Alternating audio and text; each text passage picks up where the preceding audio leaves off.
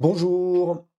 Alors cette vidéo fait suite à la précédente où je vous avais expliqué comment installer Antigravity et surtout comment utiliser des IA pas chères que l'on trouve sur Internet pour programmer. Donc aujourd'hui, eh bien, je vais vous montrer comment j'ai programmé une petite application que j'utilise absolument tout le temps. C'est un petit truc simple. Elle permet de me faire des corrections, des traductions, des explications sur certains textes et ce, n'importe où. Donc par exemple, là, je me suis mis sur un fichier texte tout simple. Je sélectionne le texte, je fais mon raccourci clavier et là, je choisis.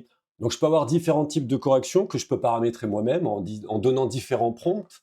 Là, par exemple, je vais demander une correction. Donc, il va sur Internet, il demande à une IA de corriger. Et voilà, c'est automatiquement corrigé. Donc, par exemple, on peut aussi faire une traduction tout simplement. On peut traduire en anglais, on peut traduire en français. Là, il va me la traduire en anglais et il va me la proposer. Voilà une traduction. Donc, cette traduction, si elle me va, eh bien, je peux remplacer dans le texte précédent. Voilà. Pour ça, j'ai utilisé une IA, c'est DeepSeek V4 Flash, qui est sorti très récemment et qui ne coûte quasiment rien. En plus, pas besoin de s'y connaître en programmation, c'est l'IA qui fait tout. Donc si vous êtes intéressé par ce type de sujet, bien n'hésitez pas à vous abonner et à me suivre un petit peu sur la chaîne. Allez, je vous montre comment j'ai fait, c'est parti. On se retrouve sous Open Gravity, j'ai fermé toutes les fenêtres, on part à vide. Donc là, on va se placer dans un nouveau répertoire, je l'ai appelé correcteur. Ce sera notre nouveau programme, vous voyez, c'est vide. On entre et on va pouvoir lancer OpenCode que j'ai déjà préparé ici. Voilà. Et je clique ici. On va fermer cette fenêtre, on n'en a pas besoin. On peut fermer celle-ci maintenant. On peut cliquer ici pour fermer les extensions. Et voilà, on y est. Alors, j'ai choisi l'IA DeepSeek V4 Flash parce qu'en fait, c'est une des dernières sorties. On va la regarder ici. Donc là, c'est DeepSeek version 3.2 qu'on peut utiliser. Mais en fait, elle a un contexte qui est plus petit, 130 000 ou 160 000. Bon, après, ça dépend du provider qui a été choisi. Mais le prix, c'est aux alentours de 0,25, 0,37. 0,25, 0,37. Et vous avez DeepSeek 4 Flash qui est meilleur, qui a 1 million de contextes et qui n'est qu'à 0,14, 0,28. Donc en fait, on va choisir celle-ci. Donc pour la choisir, hein, on clique sur le clavier slash, on tape modèle, entrée. Soit on la cherche dans la liste, mais franchement, il y en a un paquet. On peut taper DeepSeek. Voilà. On a toute la liste et on a un V4 Flash qui est ici. Donc on est prêt à travailler. Voilà, donc je vais faire ma demande dans Gemini pour qu'il me structure déjà le départ et après je mettrai le prompt que lui va me donner. Ça me permet, moi j'aime bien commencer comme ça je suis sûr de faire quelque chose de structuré dès le départ. Allez, c'est parti. Voilà ce que je veux faire. J'aimerais créer un programme sous Windows pour Antigravity. Le principe est simple. Quand je suis dans une zone de texte et que je sélectionne du texte avec un raccourci clavier, j'aimerais qu'une petite fenêtre s'affiche avec 3 boutons.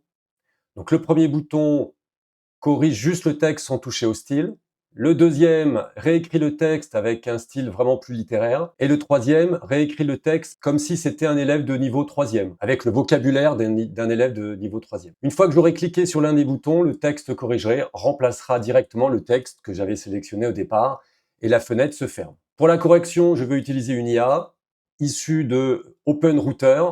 Donc il faudra prévoir dans le programme la possibilité d'entrer la clé. Pour le raccourci clavier, je te laisse choisir quelque chose qui soit peu utilisé, que je puisse faire uniquement avec la main gauche sur un clavier AZERTY. Autre chose très importante, avant de commencer à coder, j'aimerais que tu établisses un plan de toutes les étapes que tu vas suivre et que tu l'écrives dans un fichier contexte.md. Et ensuite, à chaque fois qu'une nouvelle fonctionnalité est prête et qu'elle fonctionne, tu réécriras ce fichier entièrement en indiquant ce qui est fait, où on en est et ce qui reste à faire selon le plan de départ. Peux-tu me faire un prompt précis sur tout ce que je viens de te demander que je pourrais ensuite donner à Antigravity? On va y vérifier qu'il a bien, voilà, le fichier contexte.md, on va quand même le mettre comme ça. Voilà, pour le reste, on reste comme ça. Je vais faire en raisonnement. C'est parti. Ça y est, il a terminé. Donc on va copier-coller. On voit que c'est beaucoup plus structuré que ce que moi j'aurais pu faire oralement, évidemment. Je me mets là et c'est parti. On va ouvrir la fenêtre ici quand même pour voir les fichiers. C'est toujours intéressant de voir ce qu'il crée.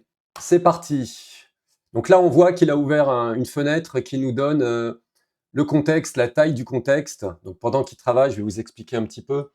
Ces renseignements-là, ce sont les renseignements qui vont s'afficher tout à l'heure ici. Donc en fait, le contexte est de 1 million pour DeepSeek V4 Flash. Donc là, on va voir le nombre de tokens utilisés à chaque fois qu'il envoie à l'IA. Et donc là, pour l'instant, on est à 1%. Et donc, à chaque fois qu'il y aura des requêtes de mon côté, eh bien, il envoie tout le contexte à chaque fois. Alors, ce qui veut dire que plus le contexte est grand, plus la somme va augmenter finalement, hein. C'est ce qu'on appelle la somme in et la somme out qu'on a vu tout à l'heure dans les prix. Donc in, c'est ce que nous, on lui envoie, et out, c'est la réponse de l'IA. Donc là, on est évidemment sur 1 million de tokens, on est large. Après, est-ce que ça vaut le coup d'utiliser 1 million de tokens? Vous imaginez, à chaque fois, il enverrait, je sais pas, 600, 700, 800 000 caractères, en fait, à l'IA. Et à chaque fois, donc, ça va jouer sur le prix. Donc, à un moment, il faut réduire le nombre de tokens, ici, en contexte, c'est-à-dire fermer la fenêtre qui est ici pour en réouvrir une autre et repartir avec un nombre de tokens petit. Je sais pas si je suis clair, j'essaye de l'être. Alors là, on voit qu'il me pose une question. Souhaites-tu que je commence? Oui, de toute façon, moi, je le laisse faire, on verra tout à l'heure ce que ça donne. Allez, je vous laisse et on reprend quand tout est fini. Ça y est, il vient de finir. Donc, il me demande déjà de mettre ma clé dans le fichier .env qui est ici. Alors ça, on l'implantera tout à l'heure dans le programme, mais je ne veux pas lui faire des choses en plus parce que sinon, si ça marche pas, c'est un gros bazar. Donc, on va déjà voir ce qu'il a fait, si ça marche. Donc, je viens ici. Donc, vous voyez qu'il met un fichier exemple. Donc, on va changer son nom tout de suite. Rename. On va enlever exemple, voilà, on va laisser comme ça. Le fichier est ouvert ici, donc là il va falloir que je récupère une clé, donc je vais aller récupérer dans OpenRouter une clé. Donc je viens ici, je vais dans Home, on va dans Happy Keys, et on crée une clé. Alors j'en crée à chaque fois que je fais un programme, donc ça commence à y en avoir beaucoup. Correcteur vidéo. Donc il y a des limitations dans le temps et dans le prix, on va rien mettre. On crée la clé, on la copie surtout ici, parce qu'après on n'y accède plus, c'est ce qui est expliqué. Voilà, on va dans notre anti-gravity, on vient ici et on met notre clé. Voilà, CTRL S pour sauvegarder, on peut fermer. Donc là, on a créé ce qu'il nous a demandé. Lance le script en administrateur. Il faut maintenant que tu cherches une solution simple pour lancer en mode administrateur le programme Python, et ce, automatiquement. A priori, j'ai plus qu'à double-cliquer sur ce fichier-là. Donc là, c'est bon. Donc là, on va aller dans un fichier, on va se mettre dans Anti-Gravity par exemple, je vais taper n'importe quoi, je sélectionne le texte et je fais Shift Alt X. Donc là, je vais lui expliquer l'erreur et je vais lui demander de la corriger. Alors, il me demande de tester, donc je referme ma fenêtre qui est ici, je relance le programme. Toc, correction. Oui, alors ça marche pas parce qu'il désélectionne le texte. Là, je sélectionne. Là, le programme a carrément planté parce qu'il ne m'affiche même plus le menu. Ça a fonctionné une fois et puis maintenant, ça ne fonctionne plus du tout. Il y a un problème avec les raccourcis clavier, j'ai l'impression. Allez, on teste. Je lance mon raccourci. On va taper un petit truc ici. Je fais mon raccourci. Il m'ouvre la fenêtre. J'appuie sur correction. Le problème, c'est qu'il a désélectionné ici, donc il ne pourra pas faire un coller correct. Même si ça marche là, il ne pourra pas. En plus, il ne le fait pas. J'ai lancé le raccourci, ça m'a effectivement affiché la fenêtre attendue. Par contre, à ce moment-là, mon texte a été désélectionné. Et quand j'ai voulu faire le test, il y a eu une erreur. Allez, on y retourne. On voit qu'il a désélectionné déjà, donc ça ne peut pas fonctionner. Il faut pas qu'il désélectionne le texte au départ, je vais le lui dire. Bon, cette fois, j'ai bien eu une correction. Mais par contre, comme mon texte sélectionné au départ a été désélectionné, au moment du coller, je me retrouve avec les deux textes côte à côte. Pour la suite, je vais arrêter de vous montrer le lancement du programme, puis le texte que je tape pour aller plus vite. J'attaquerai directement le raccourci avec la correction. Là, correction, même erreur. Donc là, comme on tournait un petit peu en rond, il avait toujours le même problème, j'ai arrêté, on était à 30 centimes. Je l'ai relancé, donc j'ai fermé OpenCode et je l'ai relancé. Je lui ai demandé d'aller lire le fichier contexte pour qu'il sache un petit peu où on en était. Et puis là, du premier coup, ça fonctionne. Donc quand on voit qu'on vraiment on tourne en rond, les discussions font que ça l'aide plus finalement parce qu'on tourne avec les mêmes problèmes, donc il ne trouve pas la solution. Donc quand c'est comme ça, moi j'initialise tout, et puis là, ça a bien marché parce qu'il a tout retrouvé tout de suite. Donc là, on peut tester par exemple sur un fichier texte. Voilà, donc bloc-notes, je sélectionne, CTRL-ALT-X, il m'ouvre la fenêtre, je choisis une correction simple et toc, ça marche du premier coup. Donc là, voilà, ça marche bien. Donc je vais lui demander de mettre à jour le fichier contexte. Peux-tu réécrire le fichier contexte.md car actuellement le programme fonctionne.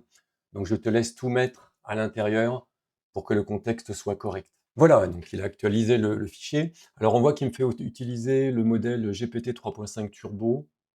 Alors si on regarde un petit peu ce modèle qui est ici, Heu, on voit que son prix est de 1 $ en entrée et 2 $ en sortie.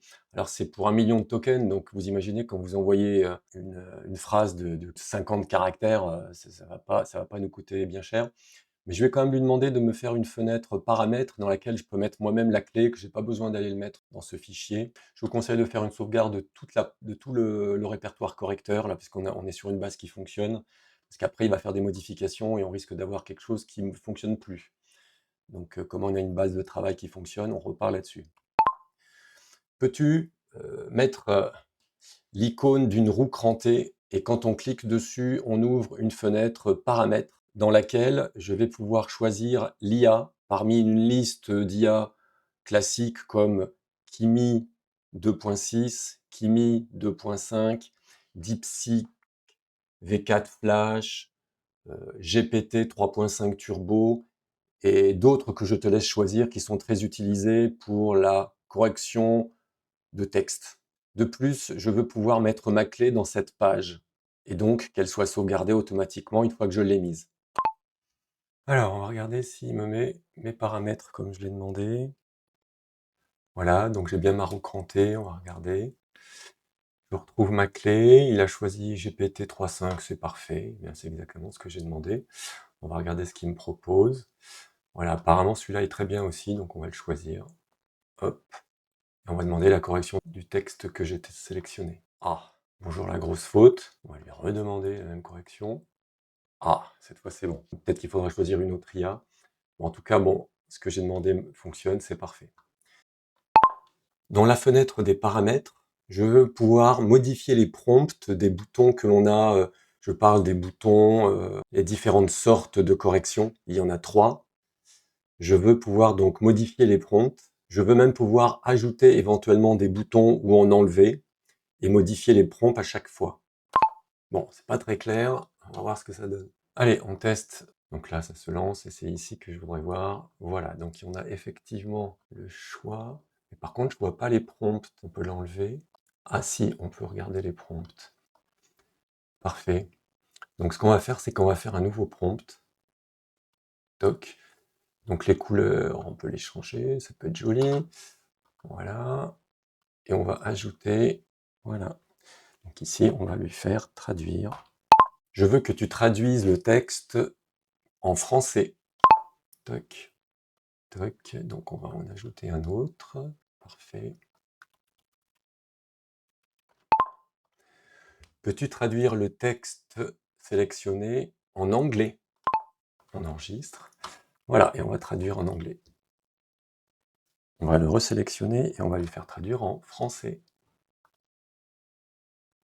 Donc là, ça commence à être intéressant. Bon, j'ai continué à travailler sur le programme de mon côté. Je ne vais pas tout vous montrer parce que c'est un peu long à chaque fois. Donc j'ai tout fait avec DeepSeek V4. Tout ce que je vous ai montré a été fait avec DeepSeek V4 Flash.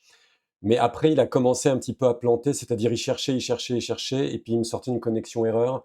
Parce qu'en fait, ce qui se passe, c'est qu'il y a énormément de demandes. C'est qu'en fait, c'est actuellement le moteur le plus intéressant en rapport qualité-prix. Vraiment, 1 million de paramètres, de contexte, un prix vraiment dérisoire. Donc on peut travailler des heures et des heures en consommant quasiment rien, financièrement. Donc il est très, très demandé.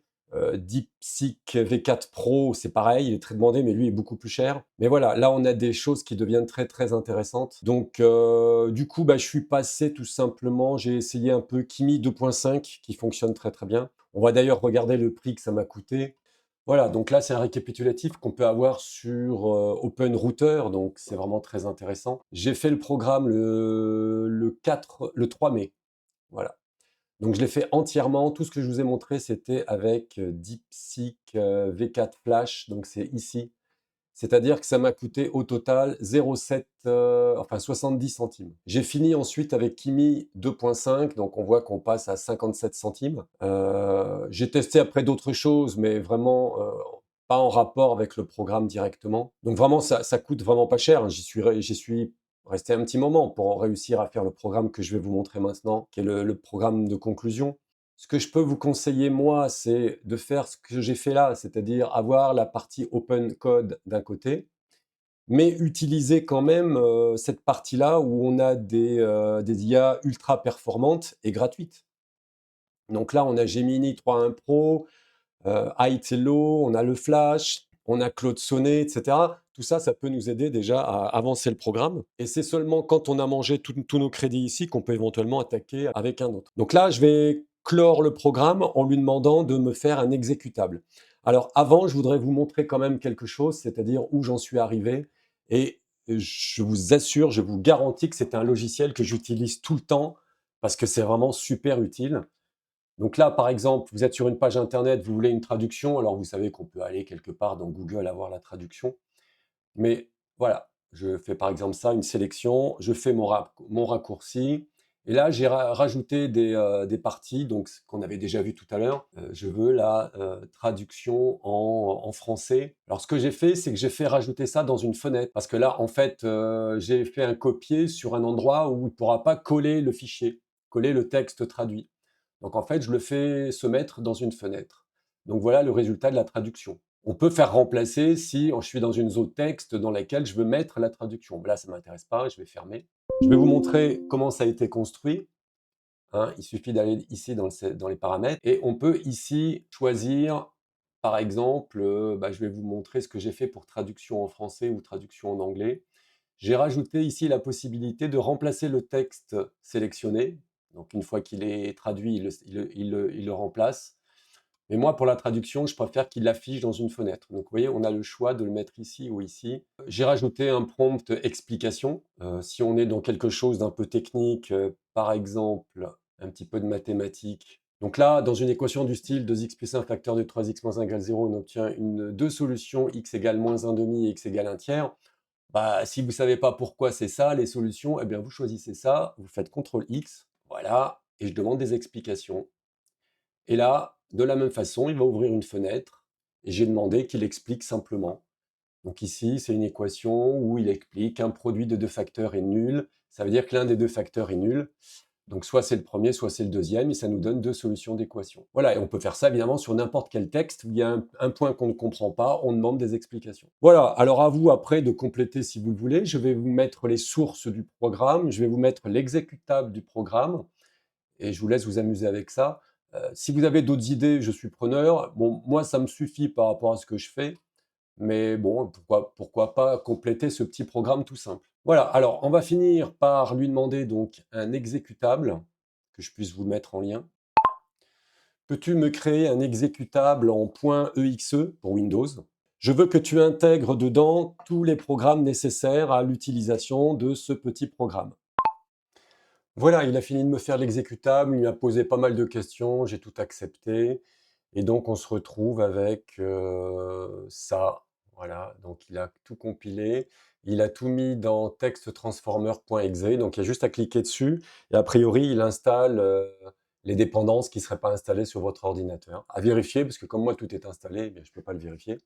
Je vais compresser tout ça et je mettrai en lien dans la vidéo. Donc, vous pourrez l'installer comme ça ou l'utiliser avec les sources qui sont ici, vous prenez tout ça, vous le copiez dans un répertoire et vous jouez avec Anti-Gravity.